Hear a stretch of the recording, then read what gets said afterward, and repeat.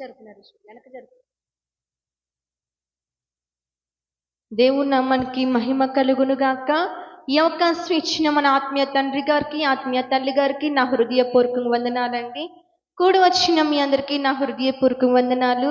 త్వరగా బైబిల్ గ్రంథం తెరిచినట్లయితే ఈ రోజున వాగ్దానం చూద్దాం. కీర్తనల గ్రంథము 33వ అధ్యాయము 14వ వచనము. ప్రతి ఒక్కరూ పరిశుద్ధ గ్రంథం ఓపెన్ చేద్దామండి. కీర్తనల గ్రంథము 33వ అధ్యాయము 14వ వచనం చదవాలి. తానున్న నివాస స్థలములో నుండి భూలోక నివాసులందరి వైపు ఆయన చూచున్నాడు. ఎక్కడి వారు అక్కడ కళ్ళు మూసుకున్నట్లయితే చిన్న ప్రార్థన చేసుకుందామండి. మహాపరిశుద్ధమైన ప్రేమగల తండ్రి, ఈ వాగ్దానం ద్వారా కూడి వచ్చిన బిడ్డలతో నిలబడి నాతో సూటిగా తేటగా మీరే మాట్లాడమనుకోవచ్చు. యేసు అతి పరిశుద్ధులను ప్రార్థించి అడిగి వేడుకుంటున్నాం మా పరమ తండ్రి, ఆమేన్. మరొక్కసారి చదువుకుందామండి. తానున్న నివాస స్థలములో నుండి భూలోక నివాసులందరి వైపు ఆయన చూచున్నాడు. ఎవరు చూచున్నారు? తానున్న నివాస స్థలం అంటే ఎక్కడ నుండి? డాబా పైనుంచా?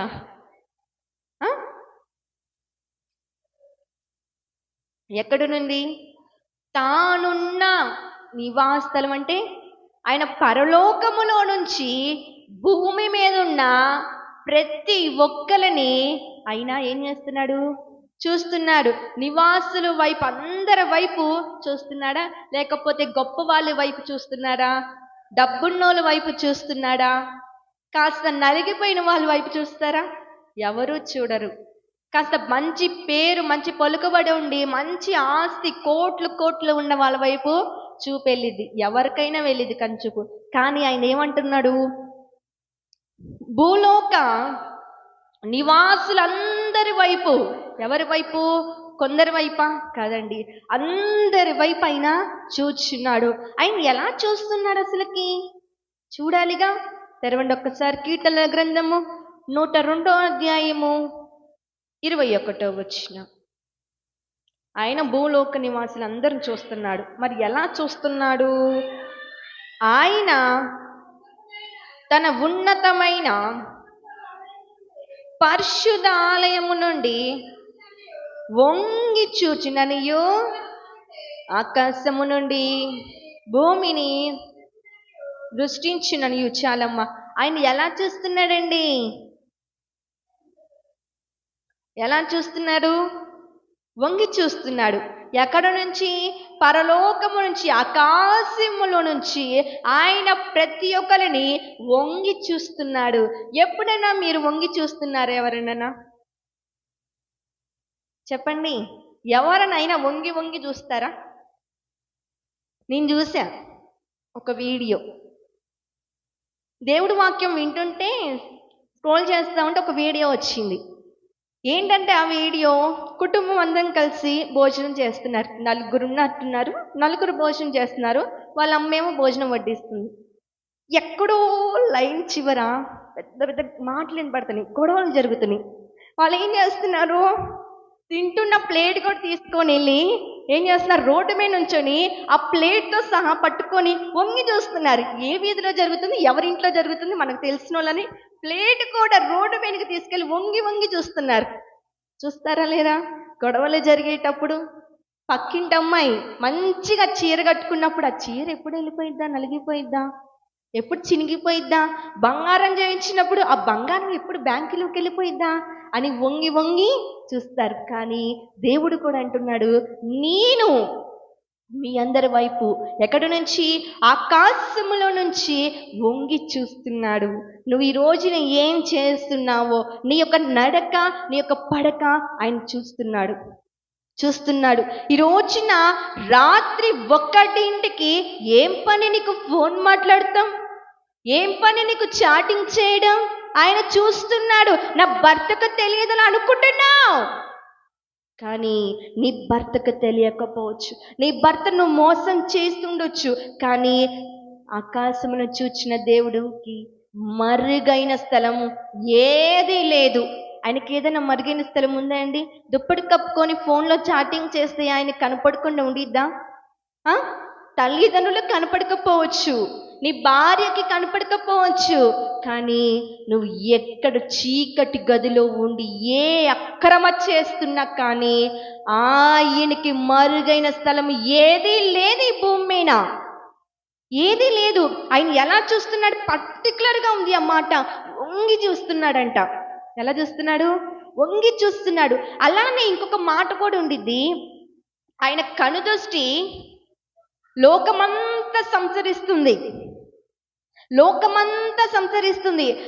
రెండు కళ్ళు, మీరు రెండు కళ్ళు నా వైపే చూస్తున్నాయి. ఒక కన్ను ఇంకొక గల్లి, ఇంకొక గల్లి చూడగలుగుతుందా? మరి యేసయ్య కూడా రెండు కళ్ళేగా ఉంది. చెప్పండి, యేసయ్య కూడా రెండు కళ్ళేగా ఉంది. మరి ఆయన అందరిని ఎందుకు చూస్తున్నాడు? చెప్పండి. దేవునికి కూడా రెండు కళ్ళే ఉన్నాయి. ఆయన మీకు రెండు కళ్ళు ఉంటే నన్నే చూస్తున్నారు. మరి దేవుడికి రెండు కళ్ళు ఉంటే ఆయన లోకమంతా ఏ చీకట్లో ఏ పాపిష్టి బ్రతుకులో ఉండి ఏం చేస్తున్నావో ఆయన చూస్తున్నాడు. ఎందుకు చూస్తున్నాడు? ఎందుకు చూస్తున్నాడు చెప్పండి? ఎందుకు చూస్తున్నాడు? తల్లిదండ్రులు చూస్తే ఏం చేస్తారు? తల్లిదండ్రులు చూస్తే ఏం చేస్తారు? నువ్వు ఇలాంటి దానివా, అలాంటి వాడివా అని చెప్పేసి బయటికి నెడతారు. మరి దేవుడు చూస్తున్నాడు.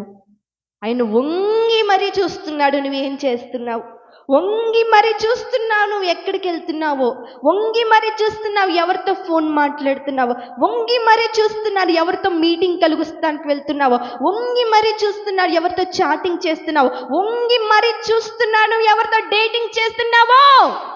ఈ రోజున ఆయన నిన్ను చూస్తున్నాడు. ఆయన నిన్ను చూస్తున్నాడు, ప్రతి ఒక్కరిని చూస్తున్నాడు. ఆయన చూస్తున్నాడని భయము లేక ఇష్టారాజ్యంగా జీవిస్తున్నావు ఈ రోజున. ఆయన నిన్ను చూస్తున్నాడని భయం ఉందా ఈ రోజున? ఆయన నిన్ను వెంబడిస్తున్నాడనే భయం ఉందా? ఎవరికి తెలుసులే, ఎవరికి తెలుసు? నేను చేసే అక్రమంలో ఎవరికి తెలుసు? నేను బ్రతికే పాపిష్టి బ్రతుకు ఎవరికి తెలుసు? నేను ఎక్కడికి వెళ్తున్నాను ఎవరికి తెలుసు? నేను ఎవరితో ఉన్నానో ఎవరికి తెలుసు అని నువ్వు అనుకోవచ్చు. కానీ ఆయనకి మరుగైన స్థలం ఏదీ లేదు ఈ రోజున. ఒక్క పాయింట్ నీకు తెలుసుంటే పాపం చేయడానికి నువ్వు భయపడతావు. ఈ రోజున పాపం చేయడానికి, పాపం ఏ విధంగా ఉండిద్దండి? ఏ విధంగా ఉండిద్ది? చాలా అందముగా ఉంటుంది లోకము, చాలా రమ్యముగా ఉంటుంది, చాలా ఆకర్షణీయముగా ఉంటుంది, చేయడానికి చాలా సులువుగా ఉంటుంది, ఇష్టకరముగా ఉంటుంది. కానీ దేవుని వాక్యము చాలా భయకరముగా ఉంటుంది. అది వాక్యం వింటే మనం సరి చేసుకోవాలని చాలా మంది చెవులు దూది పెట్టుకుంటున్నారు తెలుసా? చాలా మంది ఫోన్లో స్క్రోలింగ్ చేసేటప్పుడు లోకానుసారం ముచ్చట్లు, లోకానుసారంగా పాటలు వస్తున్నాయి, లోకానుసారంగా కామెడీ వస్తున్నాయి చూస్తున్నారు. కానీ దేవుడి వాక్యము వస్తుంటే ఈ రోజున ఎందుకు చూడలేకపోతున్నాం? ఎందుకు చూడలేకపోతున్నాం? ఆయన నిన్ను చూస్తున్నాడనే భయం ఉందా నీకు ఈ రోజున? ఆయన నిన్ను వెంబడిస్తున్నాడని భయం ఉందా? ఒక్క అబద్ధం, ఎందుకు ఇంత లేట్ అయిందమ్మా కాలేజ్ నుంచి?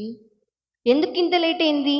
స్పెషల్ క్లాస్ డాడీ, మంచి మార్క్స్ రావాలని, మంచి ర్యాంక్ కొట్టాలని స్పెషల్ క్లాస్ పెట్టారు. ఒక్క అబద్ధం, ఒక్క అబద్ధం. ఎవరితో అమ్మా ఇంతసేపు ఫోన్ మాట్లాడావు? మా ఫ్రెండ్తో. ఒక అబద్ధం. ఎవరితో అమ్మా ఇంతసేపు ఫోన్ మాట్లాడావు? అన్నం పెట్టకుండా, భోజనం చేయకుండా ఎవరితో ఇంతసేపు ఫోన్ మాట్లాడావు? మా అమ్మ నాన్నతో. ఒక్క అబద్ధం, ఒక్క అబద్ధం. ఈ రోజున ఆ ఒక్క అబద్ధమే నీ యొక్క బ్రతుకుని, నిన్ను, నీ కుటుంబాన్ని రోడ్డు మీదకి పెడుతుంది. ఒక్క అబద్ధము చాలు. ఆయన నిన్ను చూస్తున్నాడని భయము లేక, ఆయనతో నీతో ఉన్నాడని భయము లేక, కీర్తన గ్రంథములో ఉండిది ఆయన యొక్క నడక, నీ యొక్క పడక, నువ్వు ఎక్కడికి వెళ్తున్నావు, ఏమి చేస్తున్నావు అని చూస్తున్నాడు. భయము లేక ఆయన నిన్ను వంగి చూస్తున్నాడు. భయము లేక ఇష్టారాజ్యంగా జీవిస్తున్నావు. ఇష్టారాజ్యంగా జీవిస్తున్నావు. కానీ ఈ రోజుకైనా ఏ రోజుకైనా ఆ పాపం బయట పడిన రోజున నీ యొక్క బ్రతుకేంటో నీకు కనపడిద్ది. ఒక్కరు నీ గురించి బ్యాడ్గా మాట్లాడితేనే భరించలేకపోతున్నావే, రేపు నువ్వు చేసి అక్రమం ఏంటో 4 గోడల మధ్య జరిగేది 4 వీధులకు ఎక్కినప్పుడు, అయ్యో నేను ఈ పాపం చేయకుండా ఉండాల్సిందాన్ని, నేను ఈ తప్పు చేయకుండా ఉండాల్సింది, నేను చేసేది నాకు నా అంతరాత్మకి తెలుసు కానీ ఎవరికీ తెలియదే. నేను నైట్ చేసే పాపము, నేను ఎక్కడికి వెళ్తున్నానో, ఎవరితో మాట్లాడుతున్నా, ఎవరితో చాటింగ్ చేస్తున్నానో నా ఫోన్కి తప్ప ఎవరికి తెలియదే. ప్రతి ఫోన్కి, ప్రతి యాప్కి లాక్ పెడతారు తెలుసా? ప్రతి ఫోన్, ప్రతి లాక్కి, ప్రతి యాప్కి లాక్ పెడతారు. ఎందుకు పెడతారు? ఎందుకు పెడతారు? వాట్సాప్ ఓపెన్ చేస్తే చాటింగ్ బయటపడిద్దని, గ్యాలరీ ఓపెన్ చేస్తే ఫొటోస్ బయటపడతాయని, యూట్యూబ్ ఓపెన్ చేస్తే హిస్టరీ బయటపడిద్దని, ఇన్స్టాగ్రామ్ ఓపెన్ చేస్తే స్క్రోలింగ్ అంతా బయటపడిద్దని ప్రతి యాప్కి లాక్ ఉంటుంది. అదొక అక్రమం. అది ఎవరు చూడకూడదో వాళ్ళ కంట పడిన రోజున నీ బ్రతుకు బయటపడిద్ది. ఈ రోజున ఒప్పుకో దేవుడి సన్నిధిలో. ఆయన నిన్ను చూస్తున్నాడని భయం ఉందా? ఆయన నిన్ను వెంబడిస్తున్నాడని భయం ఉందా? ఎవరికి తెలిసింది, ఎవరికి తెలిసింది, ఎవరికి తెలిసింది అనుకుంటున్నావే కానీ ఆయనను నువ్వు, నీ భర్తని మోసం చేయొచ్చు, నీ తల్లిదండ్రులు మోసం చేయొచ్చు, ఆకాశంలో చూచిన దేవుని నువ్వు మోసం చేయలేవు. నువ్వు మోసం చేయలేవు. ఈ రోజున ఎంతమందిని నువ్వు మోసం చేస్తున్నావు? ఈ రోజున ఎంతమందిని అక్రమంగా డబ్బులు సంపాదిస్తున్నావు. కానీ ఎవరిని మోసం చేసినా ఆయనను మోసం చేయలేవు, ఆయనను మోసం చేయలేవు. ఈ రోజున దేవుడినే మోసం చేయాలనుకుంటున్నావా? నన్నేం చేస్తాడులే, దేవుడి సన్నిధికి వచ్చి అయ్యా నన్ను క్షమించయ్యా, నేను ఘోర పాపినయ్యా అని ఒక్కసారి కన్నీటి బొట్టుతో ప్రార్థన చేస్తే నన్ను క్షమిస్తాడు, తర్వాత నా ఇష్టారాజ్యంగా నేను బ్రతకొచ్చు అని అనుకుంటున్నావా? చూస్తాడు. ఎలా చూస్తాడు? వంగి మరీ చూస్తున్నాడు. ఈ రోజున ఇప్పుడుకైనా విడిచిపెడతావా? నీ యొక్క బ్రతుకుని దేవుడి సన్నిధిలో కన్నీటితో రోదన చేస్తున్నావు. ఇంటికి వెళ్ళక నీ ఇష్టారాజ్యంగా జీవిస్తున్నావు. ఎవరికి తెలుసు? నా భర్తకు తెలియకుండా చేస్తే, నా భార్యకు తెలియకుండా చేసి ఎవరికి తెలిసిద్ది? నా బిడ్డలకు తెలియకుండా చేసి ఎవరికి తెలుస్తుంది అనుకుంటున్నావు? ఇంత వయసు వచ్చినా బుద్ధి పెరగట్లా, ఇంత వయసు వచ్చినా కొడుకు చేత అనిపించుకునే మాటలు ఎందుకు? ఈ రోజున బ్రతుకు నీకు ఎందుకు? ఈ రోజున ఎందుకు? ఆయనను చూస్తున్నాడని భయం ఎందుకు లేదు నీకు? ఈ రోజున ఆయనతో మాట్లాడుతుంటే ఈ మాట నాకు కాదని ఎందుకు అనుకుంటున్నావు? ఎందుకు అనుకోనగలుగుతున్నావు? ఈ రోజున ఆయన నీతోనే సూటిగా తేటగా మాట్లాడుతున్నాడు. మైక్ శబ్దం ద్వారా వింటున్న ప్రతి ఒక్కరితో నా దేవునితో మాట్లాడుతున్నాడు. నువ్వు ఏమి చేస్తున్నావు ఆయన చూస్తున్నాడు. నువ్వు ఏ స్థితిలో ఉన్నావు ఆయన చూస్తున్నాడు. నువ్వు ఎలా బ్రతుకుతున్నావో చూస్తున్నాడు. ఆ ఫోన్లో ఎన్ని యాప్స్ ఉంటే అన్ని యాప్స్కి ఎందుకు లాక్ పెట్టావో కూడా చూస్తున్నాడు. ఒకే ఒక్క రోజున లాక్స్ అన్ని ఓపెన్ అయి బయట పడితే నీ యొక్క బ్రతుకు ఉంటుంది కుక్కని చింపిన ఇస్తరాకు వలె మారిపోయింది. మారిపోక ముందే దేవుడి సన్నిధిలో ఒప్పుకో. నా దేవుని నిన్ను క్షమిస్తాడు. ఆయన క్షమిస్తాడు. ఆయన జాలిగల దేవుడు, క్షమాపణ ఉన్నగల దేవుడు, క్షమించే అధికారం ఉన్నగల దేవుడు. నేను క్షమిస్తానంటున్నాడు. ఇప్పుడుకైనా ఒప్పుకో. దేవుడి సన్నిధిలో పశ్చాత్తాపపడు. ఆ రోజున దావీదు దేవుడి సన్నిధిలో పశ్చాత్తాపపడ్డాడు కాబట్టే రాజయ్యాడు. కానీ పశ్చాత్తాపపడకుండా ఆ ప్రవక్తను చంపేసి ఉంటే దేవుడు చూసుకునేవాడు దావీదు గురించి. కానీ ఈ రోజున ఆయన ఒక అవకాశం ఇచ్చాడు. ఒక ప్రవక్త ద్వారా మాట్లాడుతున్నాడంటే హెచ్చరికిస్తున్నాడు. ఆ హెచ్చరిక కూడా నువ్వు తీసివేసి నాకు కాదులే అనుకుంటే ఇక దేవుడే చూసుకుంటాడు నీ గురించి. అందుకని ఆయన అంటున్నాడు, ఇప్పుడుకైనా దేవుడి సన్నిధిలో ఒప్పుకో.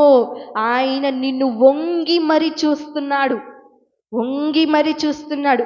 నువ్వు ఎంతగానో కృంగిపోతున్నావో చూస్తున్నాడు. రాత్రి అంతా ఏడ్చుకుంటున్నావో చూస్తున్నాడు. పొద్దున్నే లేచేసరికి మొహం అంతా ఎర్రగా, కళ్ళంతా ఎర్రగా ఉబ్బిపోయినట్టు ఉంటే, ఎందుకమ్మా రాత్రి అంతా ఏడ్చావంటే, నేను ఏడవలేదని అంటున్నావే కానీ రాత్రి అంతా ఎంత రోదన చేస్తున్నావో ఆయన చూస్తున్నాడు. రాత్రి అంత కృంగిపోతున్నావో చూస్తున్నాడు. ఇన్ని సంవత్సరాలు అయిపోయింది, ఇన్ని నెలలు గడిచిపోతున్నాయి, అందరికీ గర్భం అందుతుంది, అందరికీ పిల్లలు కలుగుతున్నారు. ఎవరినైనా చిన్న పిల్లల్ని చూస్తుంటే నాకు అనిపిస్తుంది, ఈ రోజున అమ్మా నేను పిలిపించుకోలేనా? ఆ యోగ్యత నాకు లేదా? ఎందుకేసయ్యా ఇన్ని సంవత్సరాలయ్యా, ఇంకెంతకాలం నన్ను పరీక్షిస్తావని రాత్రి అంతా ఏడుస్తున్నావు. ఆయన నీ ఏడుపును చూచాడు. ఈరోజు నువ్వు ఎంతగా కన్నీరు కారుస్తున్నావో ఆయన వంగి మరి నిన్ను చూచున్నాడు, వంగి మరి చూచున్నాడు. ప్రతి నెల పీరియడ్ రాగానే ఇంకా నాకు అందదులే అని ఆశలు నిరాశలు చేసుకున్న పరిస్థితి కూడా ఆయన వంగి చూస్తున్నాడు. ఆయన వంగి చూస్తున్నాడు. నువ్వు ఎంతగా దుంకిస్తున్నావో, ఒకే మంచం మీద పడుకున్న భర్తకు తెలియదు నువ్వు ఎంత బాధపడుతున్నావో, నీ భార్యకు తెలియదు నువ్వు ఎంతగా కన్నీరు కారుస్తున్నావో. ఆయన వంగి చూస్తున్నాడు మీ ఇద్దరిని. నువ్వు ఎంతగా నలిగిపోతున్నావో వంగి చూస్తున్నాడు. ఎన్ని హాస్పిటల్ తిరిగినా, ఎన్ని టాబ్లెట్స్ వేసుకున్నా, బ్రతికినంత కాలం ఈ టాబ్లెట్తోనే నేను జీవించాలా అని నువ్వు బాధపడుతున్నావా? ఈ రోజున ఆయన నిన్ను చూస్తున్నాడు. ఆయన నిన్ను స్వస్థపరచబోతున్నాడు, నీకు కార్యం జరిగించబోతున్నాడు. నువ్వు నమ్ము. ఈరోజు ఆయన నిన్ను చూస్తున్నాడు. ఆయన ఎలా చూస్తున్నాడండి? వంగి మరి చూస్తున్నాడు. వంగి మరి లోకానుసారంగా చూచి ఒక ఆమె కిటికీలో నుంచి బయటపడిపోయింది. ఎవరామా? గుర్తుకు రావట్లేదు అందరికి. ఒక పాస్టర్ గారు వాక్యం చెప్తున్నారు. పౌలు పాస్టర్ గారు వాక్యం చెప్తుంటే అందరు శ్రద్ధగా వింటున్నారు. కాస్త మనలాంటి ఒక ఆమె ఉంటుంది కదా, కొంచెం వాక్యం వింటుంది, కొంచెం లోకానుసారంగా ఏం జరుగుతుందా అని చూస్తుంది. ఏం జరిగింది? కిటికీలోంచి కింద పడిపోయింది. ఆత్మీయతలో నుంచి దిగజారిపోయింది. ఎక్కడికి? లోకానుసరం బ్రతుకుల్లోకి. ఈ రోజున నువ్వు ఎంత నలిగిపోతున్నావో, ఎంత కృంగిపోతున్నావో, ఎంత వేదనలో ఉండి ఈ మాటలు వింటున్నావో, నా దేవుడు నిన్ను వంగి మరీ చూస్తున్నాడు, వంగి చూస్తున్నాడు. నువ్వు బాగోక మంచంలో పడి ఉంటే నీ భర్త కూడా చూడనట్టు వెళ్ళిపోతాడేమో, కానీ నా దేవుడు మాత్రం నిన్ను చూచి నేను హక్కును చేర్చుకునే దేవుడు, నిన్ను ఓదార్చేవాడు, నిన్ను ఆదరణ కలిగించేవాడు, నిన్ను ధైర్యపరిచేవాడు. ఎంతగానో ఎదురు చూస్తున్నావు. నా ఫ్రెండ్స్ అందరికీ జాబ్ వచ్చింది, ఇంకా నా పరిస్థితి ఏంటి? ఏం చెప్పగలగాలి తల్లిదండ్రులకి? ఏం చెప్పగలగాలి నా బంధువులకి? ఎలా వెళ్ళాలి ఇంటికి? ఏ మొహం పెట్టుకొని వెళ్ళాలి ఇంటికి? ఇంకా అంతే కోర్సింగ్లోనే ఉండిపోతున్నావా? ఇంకా రాదని నిర్ణయం తీసుకుంటున్నావా? నా దేవుడు నీతో మాట్లాడుతున్నాడు, నా దేవుడు నీతో మాట్లాడుతున్నాడు. నువ్వు ఎంతగా నలిగిపోతున్నావో ఆయన వంగి చూస్తున్నాడు, ఆయన వంగి చూస్తున్నాడు. అలానే బైబిల్ గ్రంథంలో దేవుడు ఇద్దరు వ్యక్తిని వంగి చూశాడంట. ఇద్దరంటే అనుకోవచ్చు, చాలామందిని చూశారు కదండి. మనకంత టైం లేదు కాబట్టి నేను కొత్త నిబంధనలు ఒకటి, పాత నిబంధనలు ఒకటి చెప్తాను. చూద్దాం త్వరగా. ఆదికాండము 16వ అధ్యాయము 13వ వచనం. దేవుడు ఎవరు చూశాడు? అసలు ఎందుకు, ఏ పరిస్థితిలో ఆమెను చూశాడు చూద్దామా. 16వ అధ్యాయము 13వ వచనం చదవాలి. అది చూచిన దేవుడు నీవే అని యెహోవా పెట్టిన ఎలా అనగా నేను చూచున్నవాడని నిన్నెక్కడా చూచేదనే కదా అని అనుకొని ఎవరమ్మావా? హాగర్ ఎవరు? అబ్రహాము. ఏ పరిస్థితిలో అరణ్యంలోకి వెళ్ళిపోయింది? శారమ్మ ఏమనింది? శారమ్మ మీదే అలిగి ఎక్కడికి వెళ్ళిపోయింది? అరణ్యములో వెళ్ళిపోతుంది. కానీ అరణ్యములో వెళ్తున్నావని కూడా దేవుడు చూశాడు. దేవుడు చూశాడు. ఆమె ఎవరి మీద అలిగి వెళ్ళిపోయిందండి? ఒక యజమానురాలి మీద అలిగి వెళ్ళిపోయింది. ఈ రోజున నీ భర్త మీద అలిగి పుట్టింటికి వెళ్ళిపోతున్నావా?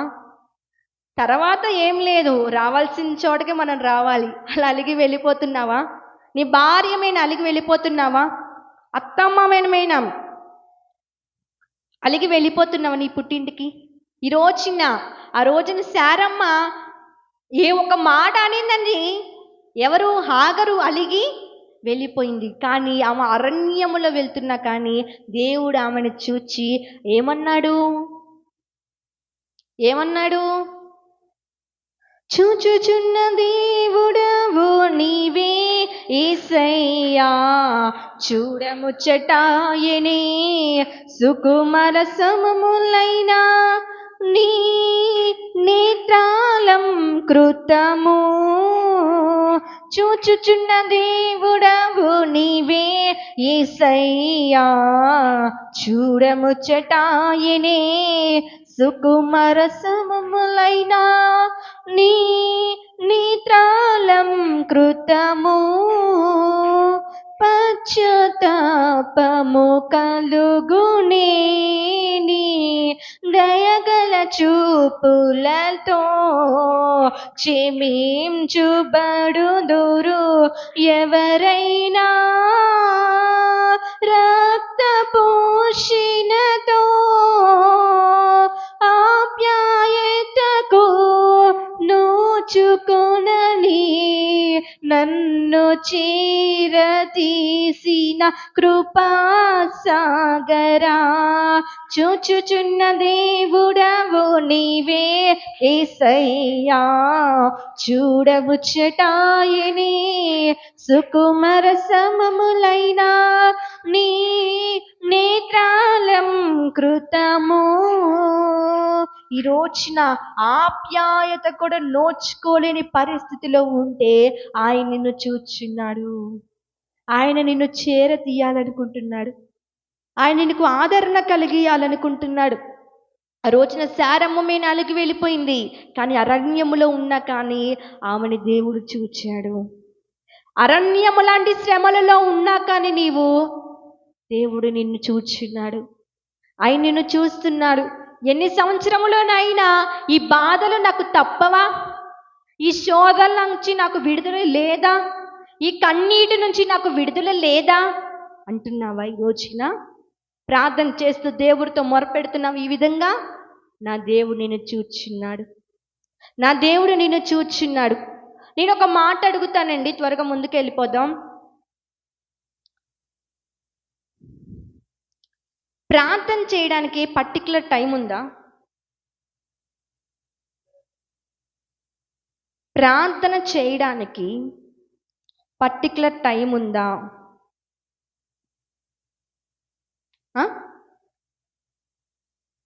ఎప్పుడైనా ఇదేంది పొద్దున్న 3ంటికి లేస్తే దేవుడు జవాబిస్తాడని ఉంది, సాయంత్రం 6ంటికి చేస్తే చేతులెత్తి దేవునికి ప్రార్థన చేస్తే ఆయనకి నైవేద్యం పెట్టినట్టుంది,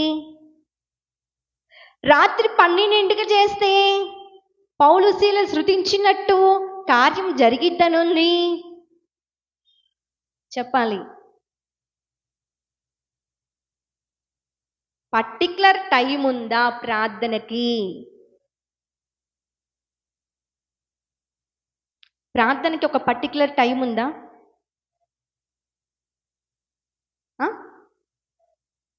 ఏ సమయములో అయినా నువ్వు దేవుడికి మొరపెడితే ఆయన నీ ముందు ప్రత్యక్షమయ్యే దేవుడు, నిన్ను ఆదరణ కలిగించేవాడు, నిన్ను ధైర్యపరిచేవాడు. చిన్న ప్రార్థన చాలు. మొన్న పాస్టర్ గారు జలాల్పురం వెళ్ళారండి. ఆ రోజు అసలు పిచ్చి పీక్స్లోకి వెళ్ళినట్టుగా తలనొప్పి విపరీతముగా ఉంది. ఎంతంటే ఇంకా అసలుకి మాట రావట్లా, ఏం చేయాలో కూడా చేస్తుందో కూడా అర్థం కావట్లా. కరెక్ట్గా మార్నింగ్ స్టార్ట్ అయింది. ప్రార్థన చేయించుకుందాం అనుకున్నాను కానీ చేయించుకోవడానికి కూడా అసలు మనసు అంగీకరించట్ల, అంత విపరీతంగా తలనొప్పి ఉంది. కానీ నైట్ 10 అయింది, తగ్గట్లా, ఇంకా ఎక్కువ అయిపోతుంది. ఇంకా నేనే చిన్న ప్రార్థన చేసుకున్నా. పాస్టర్ గారు వాళ్ళకి ప్రార్థన చేపించుకుందామంటే వాళ్ళు వాక్యం చెప్తూ ఉంటారు, కుదరదులని చెప్పేసి నేనే ఒక చిన్న ప్రార్థన చేసుకున్నా. ప్రార్థన చేయడానికి కూడా మాట రావట్లే, అంత విపరీతంగా ఉంది. చిన్న ప్రార్థన చేసుకొని గట్టిగా దుప్పటి కప్పి బైబిల్ గట్టిగా పట్టుకొని నిద్రపోయా. చిన్న ప్రార్థన నేను చేసింది, ఒక పర్టికులర్ టైం లేదు.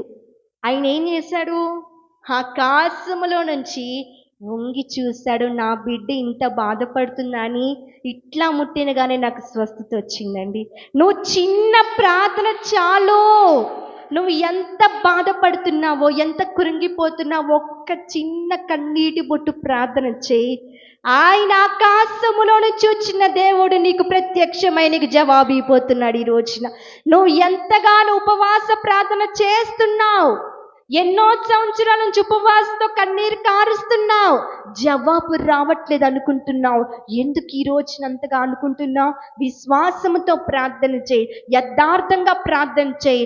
ఆయన వంగి చూచిన దేవుడు నువ్వు ఎంత కన్నీరు కారుస్తున్నావో క్షణములోనే నీ ముందుండి నేను స్వస్థపరచబోతున్నాడు. ఈ క్షణమే నీ గర్భము తెరవబోతున్నాడు. ఈ క్షణమే నీకు జాబు రాబోతుంది.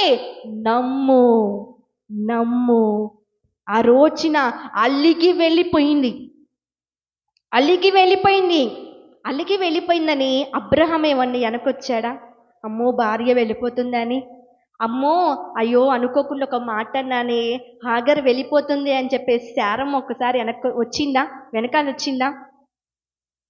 ఈ రోజున ఆప్యాయతకు కూడా నోచుకోలేకపోతున్నావా?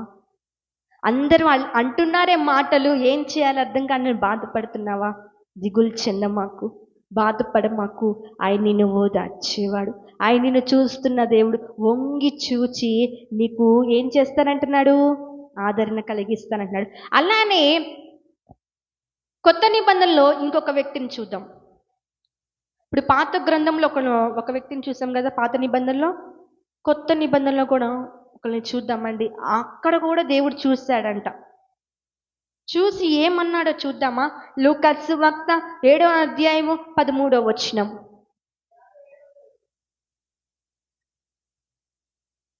ఆమె అలిగి వెళ్ళిపోతుంటే దేవుడు అరణ్యంలో నుంచి వచ్చి ఆమెతో మాట్లాడి ఆమెను వెనక పంపించాడు. మరి ఈమె ఏం చేస్తుంది? ఈమె ఏ పర్టికులర్ టైంలో ఉంది చూద్దామా? లూకా సువార్త 7వ అధ్యాయము 13వ వచనం.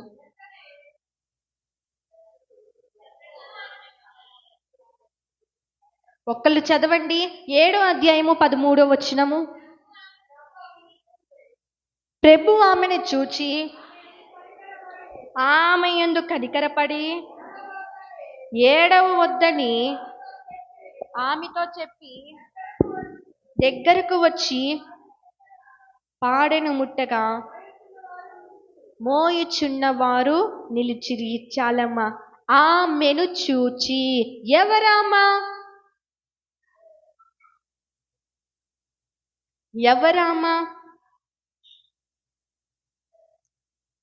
దేవుడు శిష్యులను తీసుకొని ఒక ప్రాంతంలో వస్తుంటే ఆ యొక్క ప్రాంతంలో ఒక విధవరాలు, భర్త లేడని భర్త కోల్పోయింది.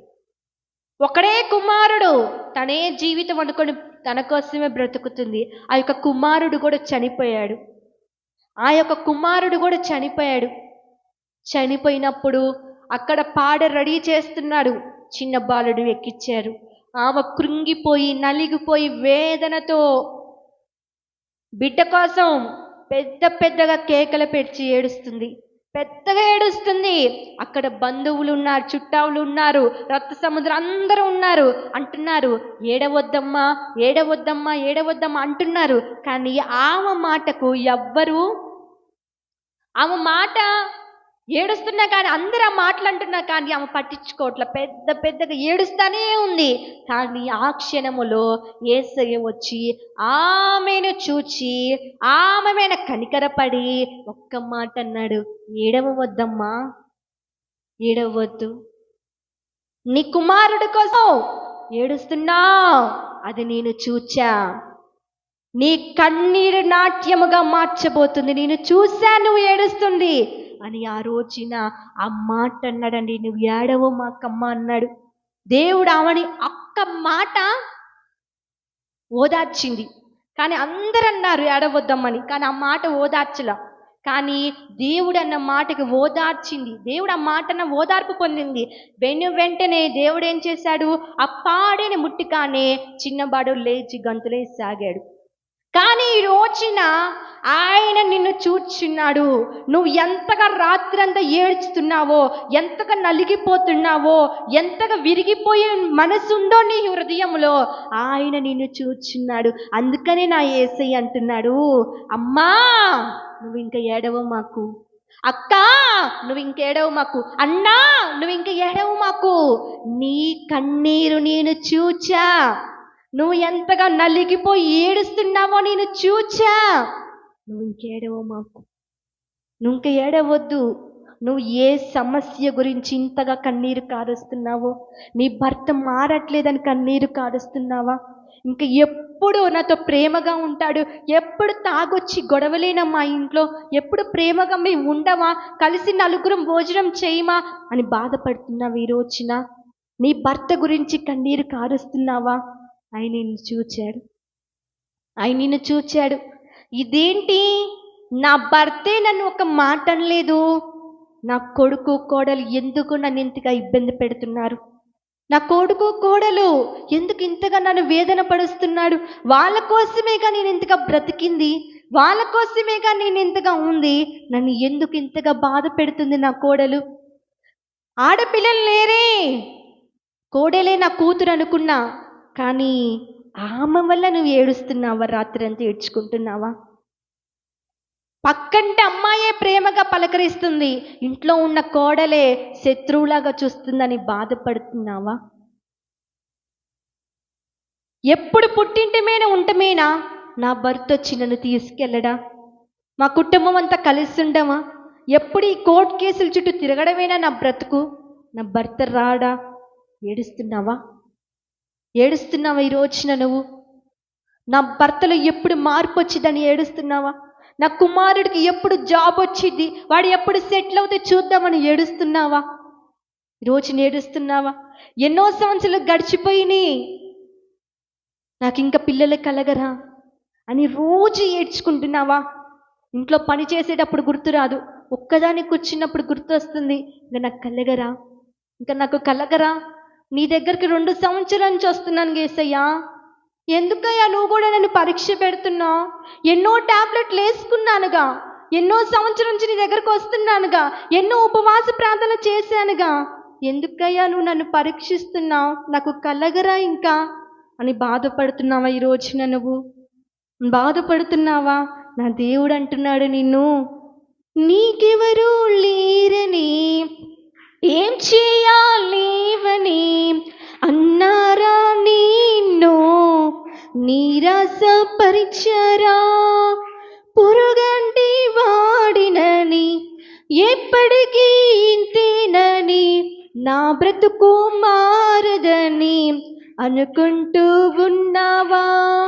ఈ రోజున నా బ్రతుకు మారదు, ఇంకా నా జీవితాంతం ఈ శ్రమలు పడటమేనా, భర్త కోసం శ్రమలు పడ్డా, బిడ్డల కోసం శ్రమలు పడ్డా, ఇప్పుడు వచ్చిన కోడల కోసం కూడా శ్రమలు, శత్రువులాగా తయారైన నీకు మాటలు అంటుంది అని బాధపడుతున్నావా. ప్రతి రోజు, ప్రతి సంవత్సరం, ప్రతి నెల శోధనైనా, బ్రతుకు మారదనుకుంటున్నావా, మారదనుకుంటున్నావా. నా దేవుడు అంటున్నాడు, నేనున్నా నన్న యేసు మాటను మరిచావా? నీ కన్నీలు నాట్యంగా మార్చేను చూస్తావా? నేనున్నానన్నా యేసు మాటను మరిచావా? కన్నీలు నాట్యంగా మార్చేను చూస్తావా? కన్నీరేలమ్మా కరుణించు యేసు నిన్ను విడువబోడమ్మా. కలవరపడకమ్మా కరుణించు యేసు నిన్ను విడువబోడమ్మా. కరుణ చూపే కలత మాన్పే, కరుణ చూపే కలత మాన్పే, యేసే తోడమ్మా. ఈరోజు ఆయన నీకు తోడున్నాడని దిగులు చెందమాక. ఆయన నీకు తోడున్నాడు. ఆయన నిన్ను వంగి చూస్తున్నాడు. ఆకాశంలోంచి ఆయన నిన్ను వంగి చూస్తున్నాడు. ఆ రోజున హాగరుని చూచిన దేవుడు, కన్నీటితో రోదన చేస్తున్న తల్లిని చూచిన దేవుడు నిన్ను చూస్తున్నాడు. ఈ రోజున నువ్వు ఎంతగా కన్నీరు కాచి రోదన చేస్తున్నావో, ఆ కన్నీరు కారుస్తున్న సమయంలో తలనొప్పితో బాధపడుతున్నావో, ఆయన నిన్ను చూస్తున్నాడు. ఈ రోజున నువ్వు ఏడవవద్దు, ధైర్యముతో ప్రార్థించు. ఆయన ఉన్నాడనే మాట నువ్వు మరిచావా? కన్నీరు ఆగదు. ఆయన ఉన్నాడనే మాట నమ్ము. నీ పట్ల కార్యం చేయబోతున్నాడని నమ్ము, విశ్వాసముంచు. నీ కన్నీరు నాట్యముగా మార్చే రోజు నువ్వు చూడబోతున్నావు. ఆయన నీ కన్నీరుని నాట్యముగా మార్చే రోజు నువ్వు చూడబోతున్నావు. అది ఈ రోజు నుంచే స్టార్ట్ అయింది, ఈ క్షణం నుంచే స్టార్ట్ అయింది. ధైర్యముతో ప్రార్థించు, ధైర్యముతో ప్రార్థించు. ప్రార్థించుకుందామా? మోకరించండి, అందరూ ప్రార్థించుకుందాం. ఆయన నిన్ను చూస్తున్నాడు. నిన్ను చూచిన దేవుడు ఈ రోజున ప్రార్థన చేద్దామండి. ప్రతి ఒక్కరూ మోకరిద్దాం. నువ్వు ఎంతగా కన్నీరు కారుస్తున్నావో, రోదన చేస్తున్నావో చూస్తున్నాడు.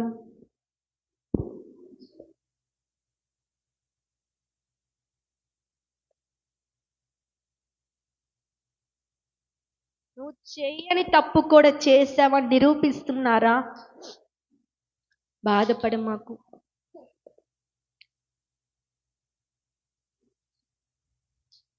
నీకేమీ లేదని, ఏమీ లేదని అన్నారా నిన్ను అవమానపరిచారా? నువ్వేమి తేకుండా, నీకు అసలు ఏముందని నువ్వు ఈ రోజున ఇలా సాగుబాటు చేస్తున్నావు, నువ్వు ఇలా జీవిస్తున్నావు అని అంటున్నారా నిన్ను? ఇంకా నా బ్రతుకు ఇంతేనా, నా తలరాత ఇంతేనా, నా తలరాత మారదు అంటున్నావా? తలరాత ఇంతేనని, తర్వాత ఏమౌనని రేపటిని గూర్చి చింతిస్తూ ఉన్నావా?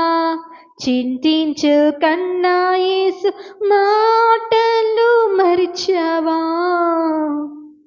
మారాను మధురంగా మార్చేను చూస్తావా? చింతించకమ్మా నువ్వు ఈ రోజున. ఏడవద్దమ్మా అక్క, ఏడవమ్మకు. నువ్వు ఈరోజు ఎంత కన్నీరు కారుస్తున్నావు నీ భర్త మార్పు కోసం. చూస్తున్నాడు ఆయన, వంగి చూస్తున్నాడు. నీ కుమారుడు జాబు కోసం ఎంతగా నలిగిపోతున్నావో చూస్తున్నాడమ్మా. నువ్వు ఏడవు మాకు. ఇంకా నాకు అందరా అనుకుంటున్నావు అక్క. ఎన్నో సంవత్సరం చూస్తున్నాను, పిల్లలు లేరని బాధపడుతున్నావు అక్క. మా నువ్వు ఏడవు మాతకమ్మా. దేవుడు నేను చూస్తున్నాడు. ఆయన వంగి మరీ చూస్తున్నాడు నీ యొక్క రోదనని. ఆయన వంగి మరీ చూస్తున్నాడు. నువ్వు ఏ తప్పులు చేస్తున్నావు, ఏ పాపమో చేస్తున్నాడు, వంగి చూస్తున్నాడు.